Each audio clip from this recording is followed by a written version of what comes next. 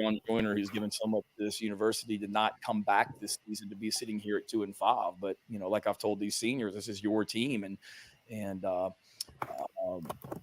whatever you want to get done, you need to communicate that, and it's on you guys as leaders. And now, what are you going to do with it? And I've seen great signs of that with those guys communicating with one another, throughout the week at practice, with their work ethic, things like that as well. So, like I've told you guys all along, we got great young men in this program, and if I felt it'd be one thing if I woke up on Sunday mornings, or you really don't wake up because you hardly sleep on Saturday night after a loss. But when I get out of bed and come into the facility, if I came in here like, oh God, like I got to go deal with these guys again today, that's not the way I feel. Like even after a brutal loss on Saturday, gut-wrenching loss the Saturday before, I come in here on Sunday and I can't wait for the players to come into the building at 3:00 on Sundays and be around them.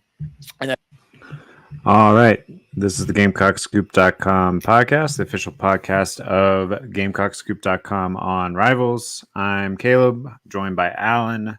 That was Shane Beamer, trying to keep the vibes good when the vibes are not necessarily good right now. So South Carolina is sitting at 2-5. They have a tough road matchup, probably third toughest road matchup of the season. I don't know. They've had a lot of tough road matchups, which is why they're 2-5. And got to go to Kyle Field. They do catch a break with it being 11 a.m. local time, 12 Eastern. So maybe the crowd doesn't play quite as much of a factor. We'll kind of break down that game throughout the podcast today, and some other news about why the vibes aren't necessarily good, including a freshman defensive lineman who apparently is no longer with the program, which we learned about yesterday. And maybe there's the slightest rumbling that Dylan Stewart is like at least looking around. I wouldn't say that I would project him to go anywhere else or anything like that yet, but you can't blame him considering his offer list and considering how the season's gone thus far to at least make sure. And I guess that's all I'll put there.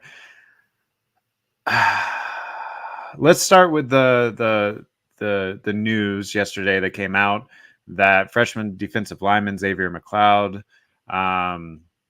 is no longer with the program. And then we can get into some of the Texas A&M week stuff. I'm trying to think. So, we put some stuff on the forum about it yesterday. We put the article out whenever it came out, and we got it confirmed. And the response was kind of like, "That's vague." And I'm like, "Well, yeah, we're reporters. We're going with the facts here." And that's the way that we always try to handle these sorts of things when there's a lot of different conflicting information out there.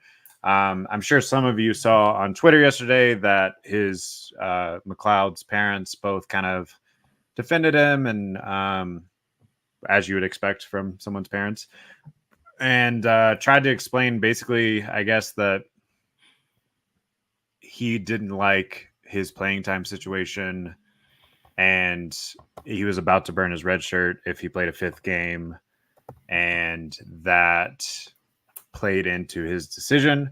I will say, asking around, talking to other people and stuff, the university probably has their own story on it, which, if they want to officially share, they can officially share at a later time, and we will report on that as well.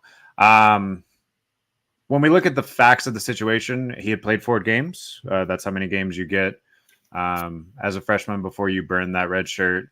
And we had just talked about this before. He had only played about 30 snaps. So maybe a little frustration and burning the red shirt, but for what, sort of. I don't know. I don't think it's really necessarily our job to try to speculate on what happened or why, but we can talk about the fallout. And the truth of the matter is it's a in-state 4-star defensive lineman that, kind of was all in on South Carolina throughout the process, had some other options, obviously, and chose South Carolina over them. And we've just talked last week about how crucial it's going to be to kind of hold this team together, hold this 2024 incoming recruiting class together. If you want to view this 2023 season as just a speed bump along the way versus the beginning of the end or whatever. I don't think that this means that this is the beginning of the end, but it's certainly not a good sign. So what was your take, I guess, as you were digesting what we're able to talk about surrounding the Xavier McLeod situation yesterday? Yeah, I think the 30 snaps in 4 games is kind of the number that jumps out to me. I mean, this is a team that, Shane Beamer has talked about. His messaging has been pretty consistent since August that we're going to play a lot of freshmen. We're going to play a lot of freshmen everywhere. Nick Harbor, Tyshawn Russell, Jalen Kilgore, Judge Collier, all these guys are playing a lot. Tree Babalade, Trovon Baugh, and that's McLeod. In theory, if you want to go by recruiting ratings and stars, was rated higher than pretty much all those guys except Nick Harbor. Does that mean anything? No. Is the defensive tackle room deeper and more full of veterans than those other positions? Yes. You've got Tonka and Boogie and Nick Barrett there, TJ Sanders. I get it. I think there's a fair question to be asked about what the plan was for Xavier McLeod going into this season, and how much that maybe is sustainable going forward. Not just for him, obviously he's not in the program anymore, but how much that can work going forward with true freshmen, how you play them, how you deploy them. Because we heard yesterday from Dowell Loggins in his presser, and obviously McLeod's the opposite side of the ball from what he coaches, but that they got to make some decisions on these guys that, hey, if you're a freshman and we're going to play you, we're going to play you. We need you out there a lot. Or we just need to not play you at all and save the year. It's kind of what Loggins said yesterday. And at the time, you don't think anything of that quote. And then an hour later, you put the McLeod pieces together and you kind of wonder what he's thinking about there, what he might be referencing. And then maybe this is more of just a big picture. You got to look at how you're handling your roster, especially your freshmen going forward. And just trying to maximize what you can out of those guys in a transfer portal era where guys can dip after pretty much whenever they want. Yeah. And we never are going to be critical of a 18 or 19-year-old or whatever. Like, kids are kids. I'm an adult. It's not really my position to be critical of a kid. You guys can think whatever you want to think about them, I guess. I do think there's some important things to keep in mind here. And again, I'm going to continue to be vague purposefully. So sorry, but recruiting is hard. Like, when you're recruiting, you make some promises. Sometimes those promises have to do with playing time or whatever. Maybe that played some sort of factor. And I think we talked about last week, like, it's been good to see Nick Harbor get in the mix because he's your 5-star and you want to keep him happy and coming back next year and wanting to grow and develop and all of that. So on one hand, how much of getting Xavier McLeod involved, despite a deep defensive line group, is trying to be like, hey, like, you're valuable, blah, blah, blah. But then, yeah, there's that balance that you speak about of, all right, you have a really deep defensive line group. Wouldn't it be nice to have someone with an extra year, especially someone that talented? I don't know what the right answer is. I don't think that we have enough details to say that there was a right or wrong decision made there. I don't think it's quite that simple. The only side that we've really heard from on social media is the kids' parents' side, who obviously are going to have their own take that might be a little biased or whatever. And I don't expect us to hear much more from the university side beyond Beamer last week saying it was a coach's decision that he didn't go. And then we got a couple of like unnamed confirmations yesterday that he was no longer with the program. I think in general, it comes at a bad time with everyone kind of already at a low point, already kind of worrying about the way that the transfer portal went last year, worrying about what that might look like into an offseason if you don't make a bowl or even if you only finish 6-6 or whatever. You'd like to think and hope that this is a outlier, but I hope a couple months from now we're not looking back as this just being the first domino, I guess. Yeah, I think that's probably about a good way to sum it up, that players are going to leave. There's going to be roster turnover. That's just the way college football works in 2023.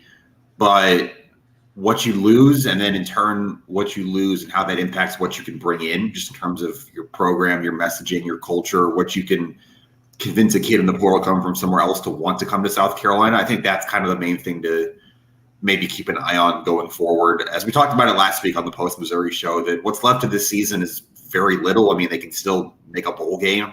But even Shane said that a lot of their goals from before the year just aren't left on the table anymore, which is a reality when you lose 5 of your first 7. And then it becomes about big picture, holding things together. I think I felt this at Missouri last week too, just kind of looking. I think I used the line in one of my stories that you could know what the score was without looking at the scoreboard, just kind of the way that sideline was. The find some joy, good vibes, filming videos, they're just gone right now. Everything just kind of feels out of it. And the only way to fix that is by winning. I do understand that winning solves everything, but it just feels like a very different proposition what we were talking about. Even at like 1 and 2, 2 and 3 in September, it didn't kind of feel the way it feels right now. No, yeah, I think pretty much inarguably the low point of the Beamer era thus far. And now you have to travel to a place that you've never won against a team you've only beaten once since they joined the SEC. Another trophy game, back-to-back trophy game. Trophy, yeah.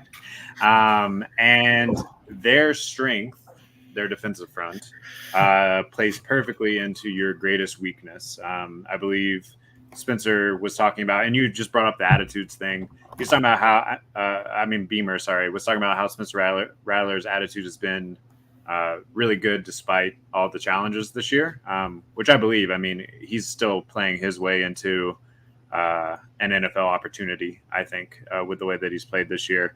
And actually, the broadcast brought this up last week, but it's not good for the team, South Carolina, for him to be getting beat up and having to run around for his life all the time. But it is actually not necessarily a bad thing for his draft stock, because it's putting some things on tape for those scouts to see how he handles pressure. And for the most part, he's handled it pretty well. But yeah, how do we project, I guess, Texas A&M's very talented defensive front, which pretty much everyone talked about in the press conferences this week, and South Carolina's triage unit at offensive line? All right, I think it's important just to get the numbers out first, so we just understand what you're dealing with here. Maybe if you haven't watched Texas A&M, you haven't looked around the league, you focus on South Carolina. A&M is tied for first in the country in both sacks and tackles for loss. They're tied in sacks with Penn State. They're tied with Oklahoma for tackles for loss. Dowell Loggins said yesterday, this is the best defensive front we're going to face all year. That obviously includes Georgia. That includes Tennessee. That includes North Carolina, who sacked Spencer, I think, 9 times. So that's kind of what you're up against here. And I think, obviously, you're going to do what you're going to do. You're not going to throw your whole playbook out in week 9. I think you almost have to go into this just with the idea that, like, Spencer's not going to have more than 2 or 3 seconds to throw on any given drop back, especially in an obvious passing situation. And you got to work around that. Especially if, and we're going to know more from Shane tonight on Carolina calls, because he said that all 3 of the offensive linemen who were hurt or questionable as of Tuesday, that's Vershawn Lee, Tree Babalade, and Trovon Baugh.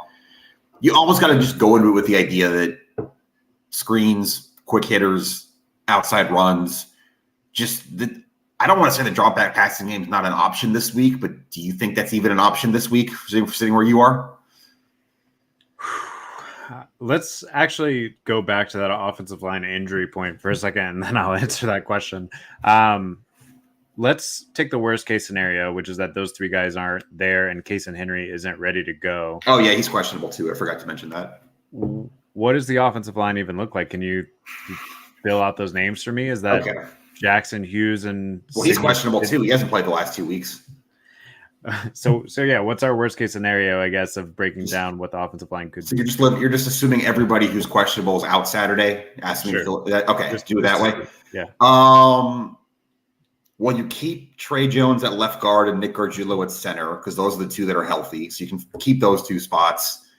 And then you're probably looking at Fugar at left tackle, Wanamaker at right tackle, and then you're still down a guard there. Yeah, I mean, you're having to pull from like a walk-on or former walk-on. Grayson Baines has been the backup center. We've known that. Like, is is he your starting right guard if all these guys can't? And again, if one of those other guys can go, then you don't have to do that. But like, yeah. And I do think probably most likely you at least get one or two of those guys back. But that is just painting the picture of the depth and how thin it's gotten. So do they have a passing game? Ja'Kai Moore can play guard too, but do they have a passing game? Sure. I think on first and second down, they'll be fine if they mix it in and can keep Texas A&M off balance in non-obvious passing situations. But every time you get in third and long, I'm going to start penciling in sacks just like I did last weekend. And I have a feeling I'm going to be right more often than not when I do that. You're going to have to work in the screen game. You're going to have to work in draws. It's going to be tough. You really have to win first and second down more often than not in this game to even have a chance, I think. Yeah, and I think that's the other thing too is we talked about, and I wrote about this a little bit in my Behind the Box score. If you look back to the website from Monday at that they didn't get the running game going at all. They didn't even really try to get the running game going, especially in scoring opportunities. Last week was the first time all year that they never ran the ball in the red zone or even tried to on their red zone snaps. You have to at least give it a go this week. You have to. I'm not saying that A&M. Obviously it's a D line that's really good across the board. Can roll a lot of guys. Can kind of stop whatever opponents are doing. But I think you got to at least go in with the understanding that 2nd and 7's a win in this game. Even 2nd and 8's a win in this game. You wouldn't say that on a normal week, but given the front you're facing and what you're dealing with on your offensive line, that just getting it to a point where you might be able to squeak out some first downs on 3rd and medium is kind of, I think, how you have to look at this. Because I think you're right. If you get, I can't remember the stat now. Beamer came in on Tuesday talking about how A&M either leads the country or they're near the top in average third down distance for opponents, just how well they do on first and second down. If you're in 3rd and 9, 3rd and 10 against this team, you're punting. You might as well send Kai out there on 3rd down. I think that's kind of where you are right now. Yeah, and you might have a little bit. You're probably going to be 5 or 6 yards ahead if you send them out there on 3rd down. Now I agree with you that there needs to be an emphasis on the run game. I do think that there's a balance there somewhere between emphasizing the run game and not becoming too predictable on first down and just giving up that as like, right. we're going to get 2 yards and that's it sort of thing. But I think more than anything, I mean, South Carolina is a 14-point underdog. They are on the road. They have injuries at most of their key positions, including have we heard anything about Xavier Legette? Like, you want to just give us the full injury report real quick? And the full injury report was, I'm going back to Tuesday right now. There wasn't a lot from Beamer, and there should be more coming in about 5.5 hours here. I'm pulling up this quote right now. This is great radio here. Let's see. This was, oh God, I can't even find it. Okay, yeah, here we go. Juice won't play, and Marion Brown is doubtful, and literally every other person you would ask me about is questionable, is what Beamer said on Tuesday. So that's Xavier Legette. That's the 4 offensive linemen we just mentioned. Trey Knox, who also plays into that pass blocking scheme. I'm assuming Trey Knox is fine because we had him in media Tuesday. They don't usually bring players out if they're not healthy.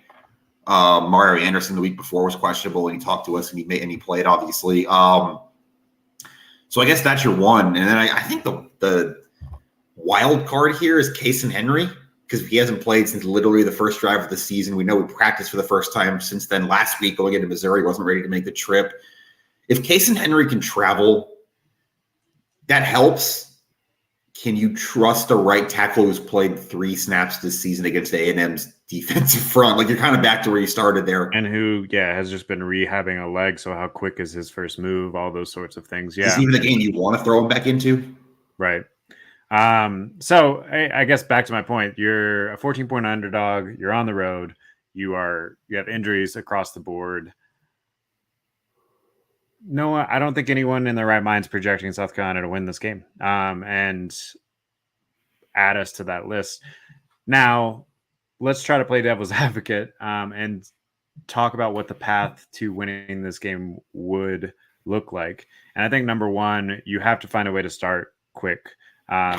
You cannot fall down 24-3 in the first half like you did last week, and then hope to somehow battle back where you're having to throw the ball that much in the second half against this defense and this defensive front.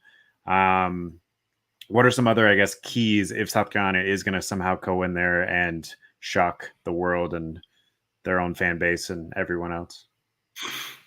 I think we haven't talked at all about A&M's offense against South Carolina's defense. We spent so much time focusing on that A&M front. Obviously, you got to find a way to control Anaya Smith. Pete Lembo had a pretty funny press conference talking about him as a video game character yesterday, but that's a very dangerous player, obviously, and South Carolina fans know about that from the punt return 2 years ago in this game. I think it starts there defensively.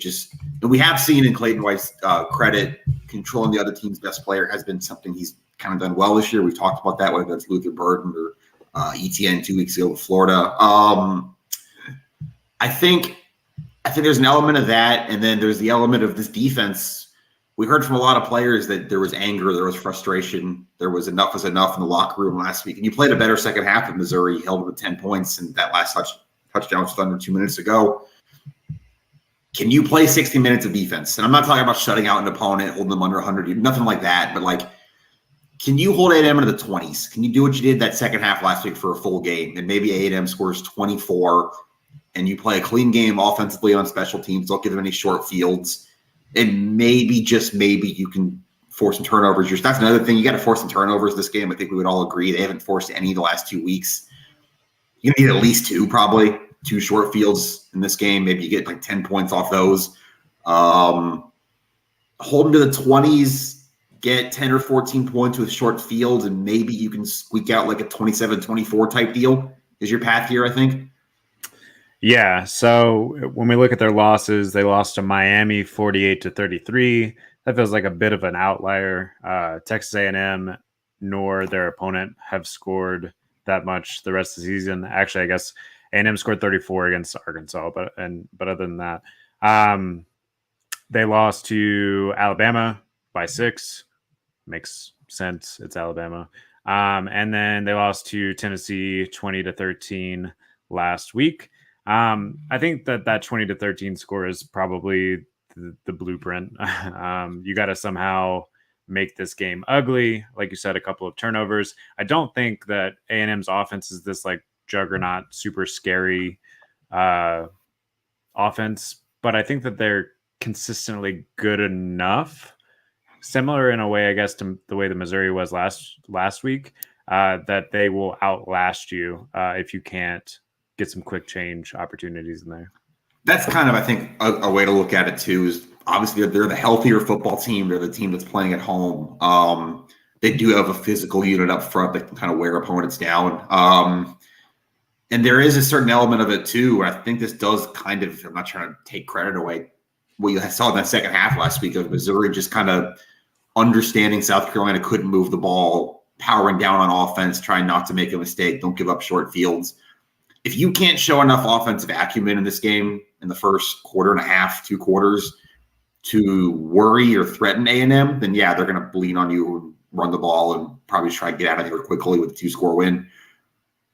Yeah, no, it feels definitely like the game plan to make this interesting is the same as it was at Georgia. And in fact, they called the defensive front, who was it? Loggins called the defensive front of Texas A&M even stronger or scarier, I guess, than Georgia's. Yeah, if you can't get up early, I don't really see a path to victory here. I'd love to be wrong, but that's where we're at right now. Yeah. Is there anything else to say about the game, really? I feel like those are the main keys. Is just they have a good defensive line. You have a hurt offensive line. You need some sort of change up to break that mismatch up, and I don't know where it comes from. Is there anything they could? I guess I'll just end here. Is there anything they could do in this game in a loss that would make you feel better, or at least not worse than you did coming into the game? Like if they leave A&M 2-6, or anything they could do that you'd still feel okay about? I mean, I guess limit sacks Okay. If Texas A&M somehow gets less than 5 sacks and you lose by less than 2 scores, cover the spread, you probably feel all right going into the homestand. And like you said, also the injuries. If you can get out there without any additional injuries, go home and have a little bit of an easier schedule for the next 3 weeks, and see where things fall from there. But I don't know. You really need a win. It's just hard to predict that. But when you think about the prospect of winning 4 straight, even though they are at home, and even though it is an easier part of your schedule to get to a bowl, it'd be really nice to have one in your pocket for sure. Yeah, I guess that you want to end on a positive before we go to some other stuff. If you somehow went to College Station and beat A&M there for the first time ever, and followed up this week in this response with a win, and you come home with Vanderbilt or I guess Jack State and Vanderbilt looming with a chance to get to 5-5, like, yeah, you could feel a lot differently Sunday. The vibes are immediately better for sure. So we will be back on Sunday or Monday to talk about this game, but we're not done yet. Don't run away. Let's talk a little bit about basketball. So the men's and women's 2023-24 basketball seasons have officially sort of kicked off. They've each had an exhibition. They had a kickoff event on last night. The men's team did. And their first games are next week. So what can we kind of expect, I guess? Let's start with the men's team. SEC Media Days, we talked last week, they were picked 14th out of 14 in the league. I think that's a little underrated, whatever. You're getting quite a few of your contributors back from last season, including Michi Johnson, Jacoby Wright, Zachary Davis, Benjamin Bozeman's for Donk, and Josh Gray. And you also get Abrima Deba back, who was expected to be a big contributor last year, but got hurt in the offseason. And then you got some newcomers. Again, I think worked the portal pretty well. You have BJ Mack out of Wofford, who's probably your biggest addition this offseason. Stephen Clark out of the Citadel, who won't play quite the same role as Hayden Brown did. Yeah. He's not quite as, I guess, scrappy defensively, but has a really nice shot and does have some size that he can kind of use. Talon Cooper out of Minnesota. Morris Ugasuk. How do you say that? Did you guys get it last night? That one's correct. Ugasuk. Out of Finland. Arden Conyers and Colin Murray Boyles, who were both freshmen that we hope will contribute, although Colin Murray Boyles did not play last night. Was that right? He was sick. That's what Lamont Paris said. He's been ill this week. He hasn't been to practice the last 2 days. It doesn't sound like anything long-term, but yeah, he was the one absence from the Garden and Black Madness last night. Okay. And we talked a little bit last week very briefly about this, but obviously you don't have the top-end talent of like a Gigi Jackson on this team. But overall, it feels like a more balanced team, a deeper team than last year. Is that your feel right now? Yeah, I think it's a deeper team. I think I watched 20 minutes of scrimmage with a running clock and basically no contact defense last night, trying to keep guys healthy. So I'm not going to act like I know everything about this team after last night. But I think my main takeaway is the team has more of an identity. Whether that's good or bad, you got to get into games. But they're going to shoot the three. They're going to run a lot. Miles Studi can shoot. Talon Cooper can shoot. You know about Michi Johnson. Stephen Clark can shoot. I think even Arden Conyers hit 2 threes last night. They're both wide open, but he canned them both. Like, this team wants to shoot the three. They're going to do it a lot. They've got some good passers. I know Talon Cooper was top 10 in the country in assists last year at Minnesota on a not very good team. Michi Johnson can pass. Deba's a ball handler. I think you're positive if you're South Carolina right now. If you're a fan, is this team should be fun to watch, entertaining. They're going to shoot. They're going to get up and down the court. I think your worry is you still don't really have a defensive identity. Maybe you don't really know what you do well on that side, and I think you're going to have some problems stopping teams. But that's kind of my read on it after just going through a preseason camp and watching a little bit of them actually playing last night. Yeah, to me, you're seeing a lot of, I guess, commonality between some of these people that Paris has targeted in the portal the past 2 seasons, and it does feel like he's really built a team around his sort of player, which is that positionless basketball, guys that have length, but it can also shoot it. And I do think offensively we're going to see some of that start to pay off. I think it's encouraging that last night, of course, it's a scrimmage against yourself or whatever, but last night, transfer Talon Cooper, 16 points, was the second leading last night.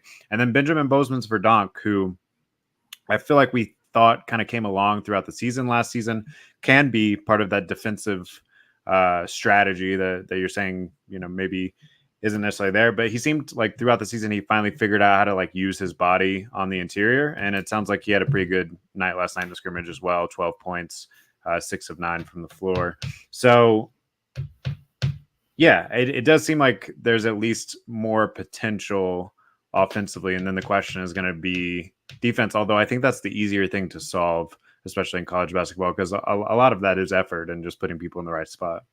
Yeah, and I think, too, that's going to be a November, December thing. You got to figure that out. This non-conference schedule is light by design. You're only playing 3 Power 5 opponents in all the non-con, and one of them's Clemson you play every year. Another one's Notre Dame with a new coach. You're going to have games to figure this out. You're going to have opponents who are less talented than you to figure this out. Try to get a system down. I think communication's as big a thing as anything when you have this many new players who are going to be sharing the court. I don't think this is the worst team in the SEC.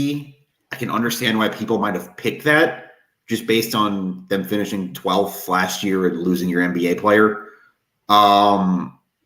I think the problem this team's going to run into and that fans might be frustrated with is the rest of the SEC is the deepest I can ever remember it being. There's probably like 8 or 9 legit tournament teams in this league this year. And you're going to have a lot of nights where you're just running up against a much better team in the league. You're going to have to see if you can maybe shoot your way out of problems. Yeah, and I also think you did get a little bit of a rough beginning of the SEC schedule, similar to the football team. But when you look in just the month of January, you have a road trip at number 24, Alabama. You have a road trip at number 14, Arkansas. You have a home matchup against number 16, Kentucky, and a road trip at number 9, Tennessee, all within the span of 30 days in January. So actually all within the span of 21 days in January. So that's really going to be very tough. But I think if you start off, figure out some things in non-con in that with a pretty good record, kind of just go into that stretch knowing that you'll be happy to win 1 or 2 of those. It gets a lot easier on the back end, and you can kind of stack some wins that way if you haven't been broken by that stretch. I think the main thing I'm excited for, and Lamont Paris was like usually a pretty stoic guy, but like actually smiling, talking about joy last night as Diva. He tore his Achilles where he got to play last year. He missed an entire year. He dunked last night. It's a scrimmage, but he has enough mobility in his leg and his Achilles to dunk right now. He played last night. He played 13 minutes last night out of the 20. I don't know what he's going to be able to bring in a game because you haven't seen him play at South Carolina yet, but it's a ball handler. It's size. He's a pretty good shooter. I think just having that body there alone is going to help his team both physically on the court, and also there's a mental boost getting a guy like that back too. Yeah, personally, he was the person that I was most excited about in the transfer portal last season that we didn't get to, and obviously we didn't get to see how that worked out, but he feels like someone that very much fits into the role that Paris has said he's looking for. Lengthy, can shoot it at multiple angles. Yeah. And like you said, he's a distributor of the ball as well. So really excited to see how all of that plays out. Obviously, we will have full coverage. What is it next week when the first game is? They play an exhibition against Wofford. It's like a charity thing for Maui next Wednesday, and then the opener is Monday the 6th. Also, did you see the video? I mean, I took it. Some other people did too. Of Zach Davis's winning dunk in the dunk contest last night. I missed it. What did he do? They did an alley-oop. Michi Johnson went about halfway up the stands and threw an alley-oop from about 10 rows up, and Zach Davis dunked it off the bounce. Well, yeah, maybe we'll see some of that. And then obviously on the women's side, expectations are high as they are every year. I believe they did not get picked to win the SEC this year, though. Pick second, yep, behind the defending national champs, LSU. Which, fair. They added, as we talked about a little bit last week, they added Malaysia Fulwiley, who was a very highly rated freshman or recruit, and now a freshman. And she brings an element that's a little bit different than pretty much anyone on the team had last year. She is very good at shooting the three. Maybe you've gotten your own sort of Caitlin Clark, I guess, to I mean, obviously you can't crown her quite to that level yet, but that's what you hope that she can develop into. Another schedule that starts off pretty tough. So you got a road well, technically you're the home team, but it's a road matchup in Paris next Monday, next Monday the 6th. Yeah. 2 Mondays. The 6th against Notre Dame, and then right after that you have another ranked matchup at home against Maryland on the 12th before you get into Clemson and some more I guess easier games for the next few weeks. How are you feeling about this squad thus far? I know, did you go to the media day that they had last week, or? I was not at the exhibition they played against Rutgers. Yeah. I was at the first practice media they did a couple weeks ago. I think the main thing I would just say for people who are looking at this team, this is going to take a little bit of time, but this team is still really, really, really talented. It's going to be weird looking out there and you're replacing all 5 starters. They're going to have to figure out who their best lineup is, kind of how they want to play things, how they want to rotate players. I think, and the non-con is challenging on purpose for that reason. I mean, you mentioned Notre Dame and Maryland, but they're also doing a tobacco road trip. They're going to UNC and Duke in the same week. I think they have 8 or 9 tournament teams on the non-conference schedule from last year. I'm just going to go ahead and tell you guys now, this team's not going undefeated again. They were going to lose a game at some point in the regular season. It's just not realistic to do that 2 years in a row. That's going to happen, and no, the sky's not going to fall when it does. I just wanted to get that out there now. This is still a top 5 team in my estimation. This is still a Final Four contender in my estimation. I think you're going to see more balance offensively. You're going to see still the inside stuff with Cardoso back. Sakima Walker, the transfers are big. I think Ashford Watkins took a step. And then you're still going to see more than outside shooting. You're talking about Fulwiley. Tahina Pau is a legitimate WNBA first-round prospect, and she's here to shoot the 3. She did that well at Oregon. I think it's going to be a more balanced offense, but it's going to take some time to figure out what they do well. Kind of the same as the men's team, how they communicate defensively with so many new players. And they're probably going to get bumped at least once in non-con. And when it happens, the sky's not going to fall, I promise. Yeah, to me, it's kind of, I think defense is easier to coach, and shooting ability, obviously something that you can develop, but you kind of have it or you're not, especially when you only have people for 2 to 4 years or whatever for their college career. I don't think that this team's going to be quite as dominant defensively, but I think that that's something that can develop. And also in the exhibition game that they played last week, they held Rutgers to like 15 first half points or whatever. So it's going to be fine. And I do like the flexibility that you're going to get, and the fireworks that you're going to get offensively from Pau and Fulwiley, among others. I think it's kind of a fun place to be if you're a fan, because the last couple of years you pretty much knew what to expect. Obviously fell short of expectations last year, which is kind of crazy to say for a Final Four team, but that's just a fact. This year, I think you get to get back into that like scrappy underdog mindset a little bit more.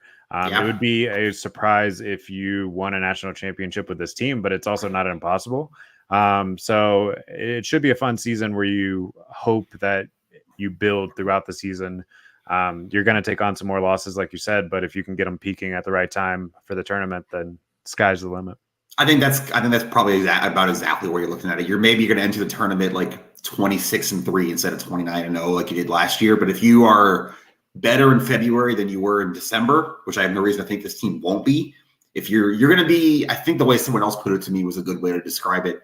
You're going to be the 2 seed nobody wants to be drawn with. You might be that 2 seed that all the ones want to avoid in the tournament next year. I know it's October. We're not talking bracketology right now, but like you're going to be that kind of team that if you're peaking at the right time, if you're playing better, if your freshmen get at that point basically a full season under their belts, you feel good about this year and you feel good about kind of going into next year and beyond too. This machine's going to keep running. Yeah, I feel like that's a good take. for those of you that are very into the women's basketball team, we will have on-site coverage in Paris of the Notre Dame South Carolina game on November 6th. We're going to move some things around. So we have someone else covering the Jacksonville State football game, and Alan's gonna make that trip. So really excited about that. Big thank you to the Gamecock athletic department for helping us make that happen. And we're stoked to get the season started. Yeah. So for those of you that are done, I guess, with football, or at least, foot out the door a little bit, got some basketball, got some potential and some excitement, I think, for both basketball teams this upcoming season. We didn't even talk about, I guess, full expectations for the men's team, but I think you're happy with an NIT bid, and I don't think that that's out of reach necessarily this year. I need to see a little bit of it first, but I think that's probably fair. I think the main thing with that is there's a requirement. I believe you have to be over 500 on your overall record to be eligible for any kind of postseason. So if you're talking about, you probably got to bank 10 or 11 wins in non-con for that to be on the table. Yeah. Because if you're playing a 31 game schedule, you're gonna have to win 16 of those just to even be allowed to go to an NIT. So yeah, you're probably got to bank 10 or 11 non-con for that to be on the table. But I'm not ruling it out. Yeah, and if you're a South Carolina fan, I think around a 500 record, NIT bubble, obviously it's still a far cry from a Final Four run or whatever that you had just a decade ago, but you feel like you're making steps in the right direction. You're still going to have to find that elite recruit that's ready to come and sign with you. We did talk a little bit about that a couple episodes ago. You're not there yet in it by any stretch or whatever. But I think you would at least feel good about the trajectory of the program if you ended up around there. Yeah, I think that's probably a good way to cap it off. And like I said, I think if nothing else, this team will be entertaining to watch. And I said to someone else yesterday, you thought about Kentucky last year, what they almost did to Alabama. They're going to catch someone just because they're going to get hot shooting one night. They're going to catch at least one ranked team and pull an upset because they'll make 12 or 13 threes in a game because that's just what this team wants to do every night. And one of those nights, the shots are going to fall. And honestly might be better equipped for it this year than they were last year, I think. So yeah. All right, we will have some post-game coverage of Texas A&M on the podcast on Sunday or Monday. If you want to follow along with the live thread, we'll have that going on Saturday morning, so we can all commiserate together over what's going on. We'll have some more preview.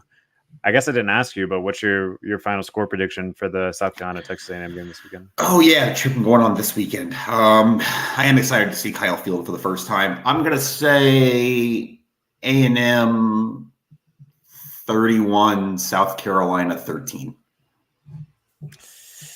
That would not be good. Like that would be. I don't think that you have a whole lot of good vibes coming out of that one. I'm going to go against the grain and say they cover. I certainly don't pick them to win, but let's call it, man, you think South Carolina only puts together 13 points. Let's call it 27-17. Okay. I think you could feel if that's what actually happens and it's a 27-17 where you're in it in the fourth quarter and no one gets hurt, you could probably at least come home and feel better about yourself, and then you try to get right against Jack State and Vandy, and then hope you can squeak out Kentucky, and then you turn Clemson into a Super Bowl with bowl eligibility on the line. Yeah, I mean that's gonna have to be the narrative probably, but all right, we'll have plenty more coverage on this on GamecockScoop.com. Until next time, this has been the GamecockScoop.com podcast. We'll see you.